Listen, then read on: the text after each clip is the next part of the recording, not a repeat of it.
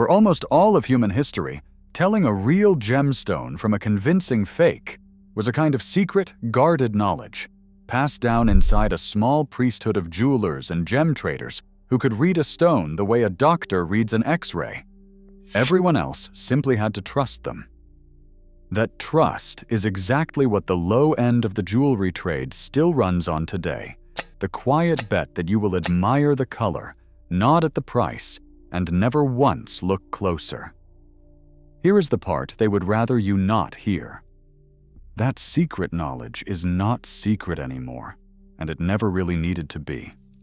Most of what separates a genuine sapphire from a $5 piece of blue glass can be checked at your own kitchen table with tools you either already own or can buy for the price of a sandwich. The stone cannot lie about its own physics. You just have to know which questions to ask it. So today I am handing you 7 of those questions. 7 tests, ranked from the simplest to the single most devastating one at the end. Run them, and you will catch the overwhelming majority of fakes sitting in jewelry cases across this country right now. None of them require a degree. Most of them are free. And the last one exposes a fake in about 3 seconds with nothing but a scrap of newspaper. One honest disclaimer before we start, because this matters. These tests catch imitations, the glass and plastic and cubic zirconia masquerading as real gems. They do not separate a natural stone from a lab-grown one. Those are chemically identical, the same mineral, the same hardness. And we took that whole question apart in another video. The short version: there is no scratch, no glow, no weight in the palm that tells them apart, because there is nothing to tell apart. Only a gemological lab can. So if a stone passes the tests below, you have proven it is a real gemstone. You have not proven where it was born. One more rule. Some of these tests are mildly physical. Do them on the back of the stone, the pavilion. Never on the face you actually want to look at. And do not try them on pearls or opals. Those have their own special tests, which I will mention as we go. But the 7 main tests are for harder stones. With that out of the way, let us start with the cheapest, easiest one and work toward the most dramatic. Test number 7, the Loupe test. A jeweler's loupe is a small magnifying glass with a 10-fold zoom, the standard tool of the trade, and you can buy a perfectly usable one online for around $10. Hold the stone under a bright lamp or your phone's flashlight. Bring the loupe close to your eye and look inside the stone. What you are hunting for is imperfection. A real, natural gemstone almost always has tiny internal features, microscopic crystals, fine threads, little fingerprints of imperfection that the stone formed with over millions of years underground. Rubies and sapphires often show fine, needle-thin lines the trade calls silk. Emeralds carry an inner web of fissures the French call jardin, literally garden. Those are not flaws. They are the fingerprint of a real stone. Now look at glass. Glass almost always reveals tiny round bubbles trapped in it, or swirling patterns like water moving through molasses. Those bubbles are a dead giveaway.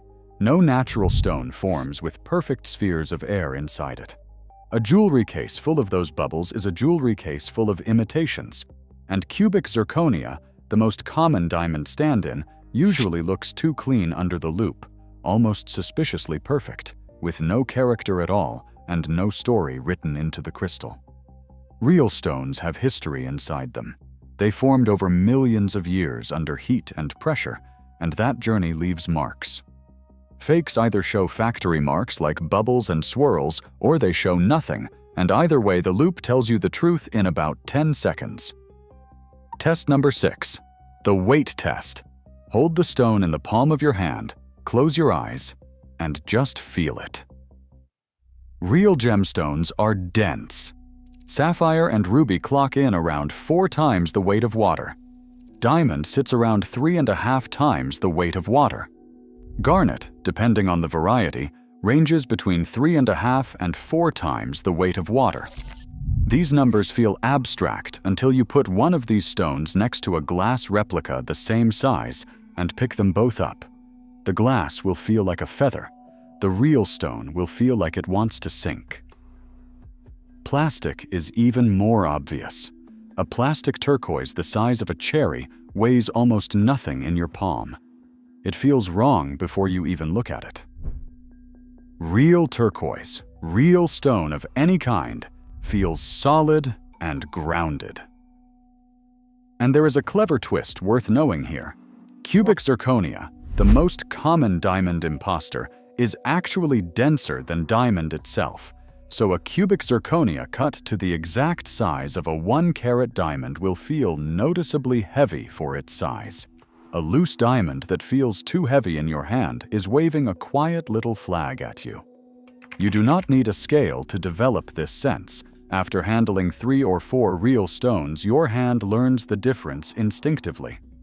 The weight test alone has saved more buyers from impulse purchases than almost any other check on this list, and it costs you nothing but a moment of attention. Test number 5.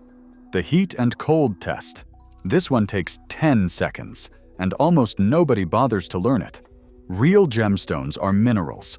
Minerals conduct heat and hold cold in very specific ways. Plastic and resin do not. Here is how you run it. Let the stone sit at room temperature for a few minutes, away from your hand. Then press it to your lip or the soft skin on your cheek, the most heat-sensitive places on your body. A real stone will feel distinctly cold, almost startling, and stay cold for a noticeable beat before warming up. Glass will feel cool, but warm faster. Plastic feels like nothing, neutral, at room temperature, dead. You can also breathe on the stone. Real stones disperse heat quickly, so the fog from your breath vanishes in about a second. Plastic and resin imitations hold that moisture longer. None of this is 100% diagnostic on its own, but combined with the other tests, it ranks among the fastest tells in the box. Test number 4. The light test.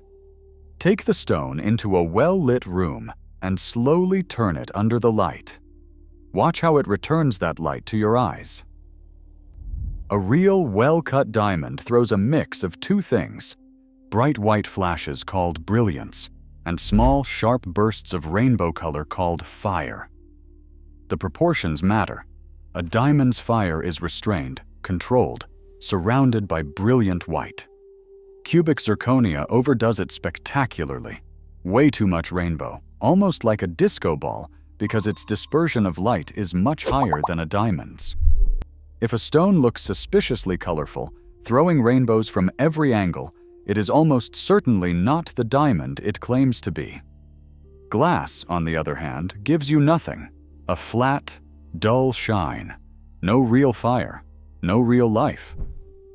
For sapphires, rubies, and other colored stones, watch how the color behaves as you rotate the gem slowly between your fingers.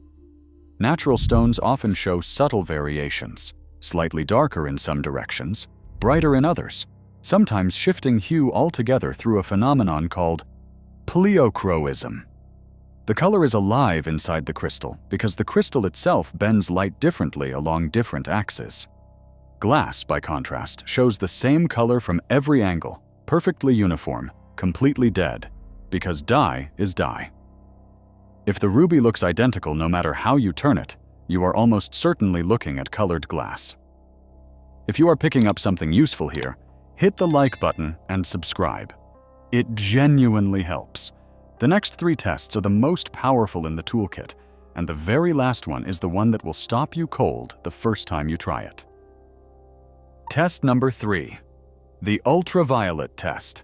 A small black light flashlight costs $10 or $15 and unlocks a whole hidden layer of information about your gems. Take the stone into a dark room and shine ultraviolet light directly on it. Many real stones glow under ultraviolet light in characteristic ways that imitation simply cannot fake. Around 30% of natural diamonds fluoresce a soft blue under ultraviolet light. A real Burmese ruby often glows a deep, almost otherworldly red. That fire comes from trace chromium inside the crystal, and it has been used by gem dealers for a century to identify the finest material in the world. Real amber tends to glow yellow-green, separating it instantly from the plastic copies that flood online marketplaces. Some opals light up with a soft, greenish-white sheen. Even certain emeralds give off a faint red glow under ultraviolet light. Cubic zirconia? Usually dead under ultraviolet light. Some plastics, on the other hand, give off a harsh, chemical glow that no natural stone ever produces. A complete absence of any reaction can be a clue. A weird, unnatural reaction can be another. Like every test on this list, ultraviolet is not a verdict on its own, but it is one of the strongest signals you can collect in a dark room with a $10 tool. Test number 2. The hardness test, and this one comes with a serious warning, so listen carefully. You may already know the Mohs hardness scale, the standard ranking of mineral hardness from 1 to 10. Diamond is a 10. Sapphire and ruby, both corundum, are a 9. Topaz is an 8. Quartz is a 7. Glass sits around 5.5. Steel, the steel of a kitchen knife, is around 6. That means a real sapphire will scratch glass. Glass cannot scratch sapphire. A real quartz will scratch a piece of window glass. Steel will not scratch a real diamond. In theory, you can use these known hardness numbers to expose a fake. If a sapphire gets scratched by a steel blade, it is not sapphire. But here is the critical warning, and read it twice, because this is the one test I would rather you never actually run at home. Remember the lesson from the gemstone video. Hardness is not toughness. A stone can be hard enough to resist a scratch and still chip or shatter along a hidden weakness. Even a diamond can fracture from the wrong blow. The test betrays you another way too. Cubic zirconia is hard in its own right, around an 8. Hard enough to scratch glass and fool you into thinking you have proven something real when you have not. And if you scratch a stone that is already set in a ring, you can scar the gem, wreck the setting, and destroy the very value you were trying to confirm. If you must think about hardness at all, only ever consider the back of the stone, the pavilion nobody sees, and never go near emeralds, opals, pearls, or turquoise, which are fragile enough that the test is simply damage. Honestly, the responsible version of this test is to leave it to a jeweler with a proper hardness pick and a loupe. At home, this is the test you respect by not performing it. And test number 1, the read-through test. This is the most visually dramatic check in the whole toolkit, and once you see it work for the first time, you will use it forever. Take the loose stone out of its setting, just the gem in your hand, and place it face down on a piece of plain white paper that has a small dot or a single line of black text on it. Look straight down through the underside from directly above. A real, well-cut diamond will completely hide the dot or text underneath. You see nothing through the stone but flashes of light, because the diamond's refractive index is so high that no straight line of sight makes it through. The light bounces around inside the gem instead of passing through to your eye. Cubic zirconia, glass, and most cheap imitations let the dot or text show through, sometimes crystal clear, sometimes a little distorted. If you can read words through your diamond, it is not a diamond. The same principle works on other properly cut high refraction stones. A well-cut sapphire, a moissanite, A fine spinel will also hide that dot completely. A piece of cut glass shaped to look like one of them will not, because glass simply cannot bend light hard enough to make a line of text disappear. It is the single most satisfying test on this list because the answer is unmistakable. Either the line of text is there, or it isn't. There is no judgment call, no subjective reading, no, well, it kind of looks. The stone has just told you the truth in the simplest possible way, by either hiding the page underneath it or letting you read straight through. So how do you actually use these 7 tests in real life? Here is the one principle that ties them all together. No single test is proof. Glass can fluke its way past one of them on a lucky day. A real stone can give a confusing reading on another. Anyone who tells you a single tap, a single fog, a single glance settles, it is selling you the same overconfidence the fakes themselves were sold with. Run 3 of these tests. If 2 or more disagree with what the stone claims to be, walk it to a jeweler before you spend another dollar believing in it.